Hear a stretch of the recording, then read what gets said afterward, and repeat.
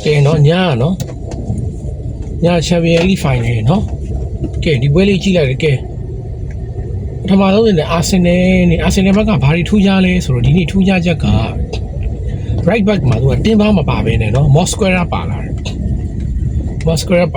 အဲ့ဒါတခုပြီးတော့ကွင်းလယ်မှာ Luis Skelly ရယ်เนาะ Martin Odegaard က Rice ကိုတွဲပေးထားတယ်เนาะ Zubimendi မသုံးထားဘူးเนาะ Zubimendi မသုံးထားဘူးနောက်ပိုင်းမှာသူ McCameron တို့လည်းမသုံးတာတော့ကြာပြီပေါ့လေတိုက်စစ်မှာတော့သူကပိုယုံနဲ့เนาะမြောင်းမှာသူ Champions League အတွေ့အကြုံလည်းရှိတယ်ပိုယုံနဲ့ Havertz ကိုပေးထားတယ်နောက်သူပိုယုံနဲ့ Martinelli စာ Trossard နဲ့စာကောင်းတော့ပေးထားတယ် PSG ကတော့ပုံမှန်လူစင်းဒါပေမဲ့ PSG မှာထူးခြားတာကဒီနေ့မှာတောက်လျှောက်ခြေစွမ်းပြနေတဲ့ Zaire Emery ပေါ့နော် Zaire Emery စာ Fabian Ruiz ကိုပြန်ပြီးတော့ထည့်တာဒါလေးပဲကျွန်တော်သူပုံမှန်ပြောထားတာပုံမှန်ပထမပိုင်းမှာဟိုပွဲဆက်တာချင်းမှနေဒါသူ့ရဲ့ဟိုပါပေါ့နော် Kai Havertz က goal lag ပဲပြောရမလားနော် Kai Havertz goal lag ပဲပြောသူ့ရှိပြန်ကြလိုက်ပုံလို့အပိုင်ကန်တော့သူ finishing ကလည်းကောင်းတယ် Havertz ကဒီလိုမျိုးChampions League final မှာဆိုတာမတူညီတဲ့အသင်းနဲ့ပေါ့နော် final ဒီမှာဂိုးသွင်းမှုနဲ့ဆန်ကျင်တော့ရပါတယ်နော်ရတဲ့အပိုင်ခွင့်ရေးကိုအပြတ်ပဲအသုံးချပြီးတော့ဘဲချင်းနဲ့ပဲဘူဒမားရဲ့ဒီ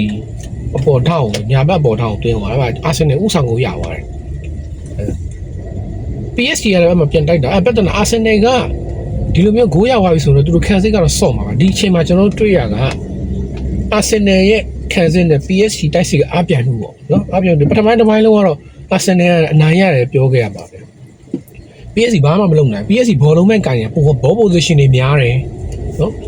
ဘော position တွေများတယ်ဒါပေမဲ့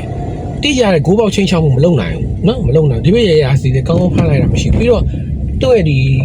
short attempt တွေကိုဒီဘက်က Arsenal နောက်တန်းက Gabriel နော် Gabriel ကလုံးဝ clearance တွေကို block တွေကို share ပြီးရှင်းထုံတယ် Gabriel မကပါဘူးကျန်တဲ့၄ယောက်လည်းကုန်ကောင်းပါတယ်နော်ဒီဘက်က Hinkapia လည်းကောင်းတယ် Saliba Gabriel ဒီဘက်က Mosquera လည်းကောင်းပါတယ်ဒါ Mosquera ပြဿနာကသူက defense မှာကောင်းပေမဲ့ဘာဖြစ်လဲဆိုတော့သူတိုက်စစ်ကို over level တိတ်မလုံနိုင်ဘူးအဲ့ဒါဘာဖြစ်လဲသူရှေ့က Saka မှာနည်းနည်းလေးရုံးကန်နေရတာနော် Saka ဟိုဖြတ်တင်မော်တွေပေးရဆိုရင်အကယ်တူတော့မြတင်းပါတို့ Van White တို့ဆိုရင်တော့ဒီထက်ပိုပြီးတော့ကောင်းမယ်လို့ယူဆတာပေါ့နော်ဘာလို့ဆိုတော့ဒါပြဿနာရှိနေတဲ့အတွက်ကြောင့် Arsenal နောက်နှစ်အတွက်တော့နော် Arsenal right back တော့အကောင်းတော့လိုမယ်ထင်တယ်ဘာလို့သူနဲ့ရှင်ရတဲ့ဟိုဘက်က PSG ရဲ့တောင်မနောက်တန်းတောင်မနှစ်ဖက်ကြည့်လိုက်ပါဦး Nuno Mendes နဲ့ Hakimi ဆိုတော့တကယ်ကမ္ဘာအကောင်းဆုံး left back နဲ့ right back ပဲနော်အဲ့သူထိန်းရတာလေဒီဘက်က Mosquera ဟိုက Kvaratskhelia ဆိုတကယ်အမြန်လုံးမြင့်တောင်မသမားတွေနော်ဆိုတော့ Arsenal နောက်ရာကြီး right back တော့အရန်တော့မဟုတ်ဒေါင်းတော်မီကောင်းတော့လိုလိမ့်မယ်ထင်တယ်ကြည့်ရတာလေနော်ကဲဒီလိုနဲ့ပထမပိုင်းပြီးသွားတာပေါ့နော်ဒုတိယပိုင်းလည်းကြာပါဘယ်လိုဖြစ်လဲဆိုတော့ပွဲအလှည့်ပြောင်းအမှာပဲပထမပိုင်းတုန်းကဒီ Mosquera ကိုအရေးမကြုံနိုင်ခဲ့ Kvaratskhelia တအားယုံလာအဲ့ဒီအယုံအရင်ကနေပဲ Mosquera မဖြတ်လိုက်တဲ့ဟာနဲ့ပန်တီရသွားတာပေါ့နော်ဒါဆိုတော့ PSG က big chance ဆိုတော့တယ်ပထမတော့ Vitinha ကန်မလို့ဘောလုံးကန်ပြီးဒီကကန်တော့ကန်ကြီးရ Dembele ပဲကန်သွား Dembele ကဒါမျိုးဆိုစိတ်ချရတာပေါ့နော်အဲ့တော့ဂိုးပေါ့အဲ့တော့မှပွဲအမှာပဲစတော့တာပဲကမှနှစ်ဖက်လုံးကပြီးတော့မှ Arsenal အဲ့ဒီချာမှာလူတွေကုန်နေနော်Saka ထုတ်နော် Martinelli ဝင် Madueke ဝင်ပြီး Fita Gyökeres ဝင်အကုန်ဝင် Zubimendi လည်းထက်အကုန်ထက်ဒီမှာ PSG ကကျတော့တိတ်မလဲသေးဘူး PSG ပဲကစားတော့ဒါပေမဲ့ပြဿနာက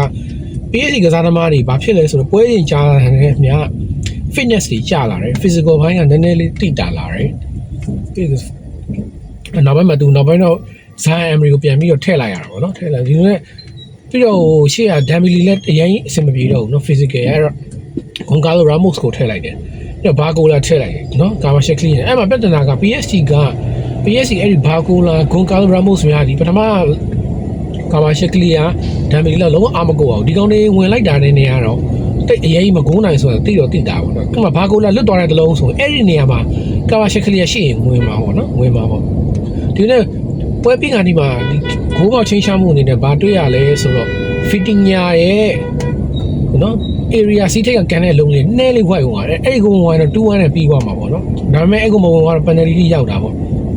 ချင်းပုံမှန်လည်းဒီလိုပါပဲနှစ်တင်းလုံးကကြတော့ဒီဟို chance ကတအားကြီးမရတော့ဘူးနော် penalty ပဲရောက်သွားတော့ penalty မှာကPSG ကအရင်ဆုံးကန်လိုက်ရတယ် PSG အရင်ဆုံးကန်လိုက်တော့သူ့မှာနည်းနည်းတော့ဖိအားတော့ရောအလုံးလုံးအကုန်ဝင်တယ်နော်သူထူးခြားချက်ကသူတို့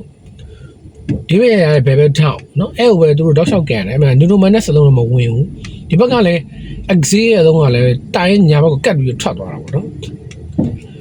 အဲ့တော့နောက်ဆုံးအလုံးကန်ဖို့ဖြစ်လာတော့ဒီဘက်ကကျတော့ Lucas Barrodo ဆိုတာဝင်လာတယ်နော် Lucas Barrodo ဝင်လာတယ်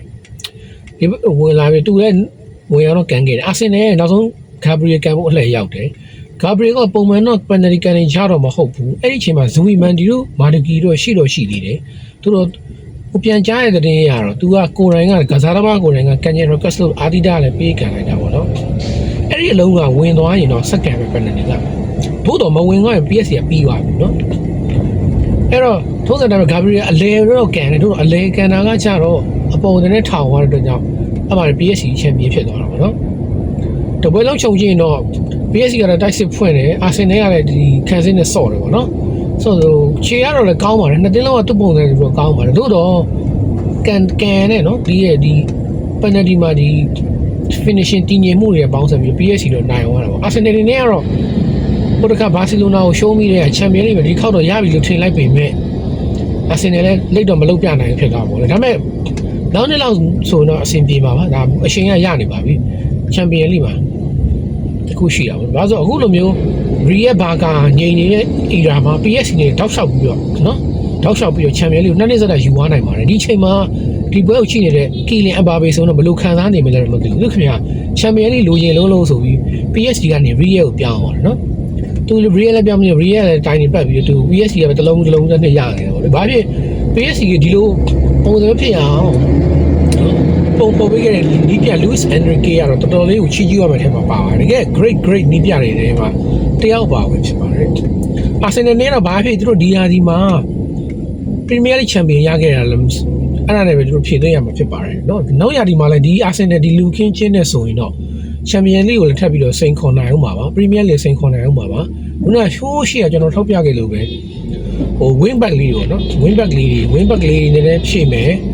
ဆိုရင်တော့ပို့ပြီးတော့တောက်တယ်ပါเนาะကျန်တဲ့အပိုင်းကတော့အာဆင်နယ်ကတော့အရင်ကြီးတော့မလိုပါဘူးတိုက်စစ်လည်းကောင်းပြီတောင်မယ်လည်းကောင်းပြီဒါကွင်းလည်းကောင်းပြီเนาะ center back တွေကိုပြောစရာမလိုเนาะအာဆင်နယ် defense လို့တဲ့ကဘာမှာအကောင်းဆုံးပြောလို့ရတယ်เนาะဒီဘက်မှာသူတို့ပေးလိုက်တဲ့ penalty ကလည်းဒါတွေကလည်းဖိုးဘက်ကလည်းတိုက်စစ်ကလည်း PSG ကိုเนาะ PSG အကယ်ရှာတဲ့ဆိုတော့1-0နဲ့ပဲပြီးသွားမှာပေါ့เนาะကဲအဲ့တော့ကျွန်တော်ဒီပွဲလေးရဲ့ဒီ reaction လေးဒီပွဲပြီးတဲ့မနဲ့ဒီလိုအချိန်မှာပြောမှာမှုကပြည့်ရတော့နည်းနည်းကြာမှပြောသွားရင်ပွဲပြီး reaction တွေက feeling ကမလာတော့ဘူးเนาะဒီအားလုံးကျေးဇူးတင်ပါတယ်ကျွန်တော်တို့ဒီလာမယ့်ပွဲတွေမှာเนาะကမ္ဘာဖလားပွဲတွေအတွက်လည်းပို့ပြီးတော့ကျွန်တော်စီစဉ်ကနေမလောက်တာကြာပြတ်တောက်ဖြစ်နေပြီပဲပြန်ပြီးတော့တင်ဆက်ပေးသွားပါမယ်ခင်ဗျာ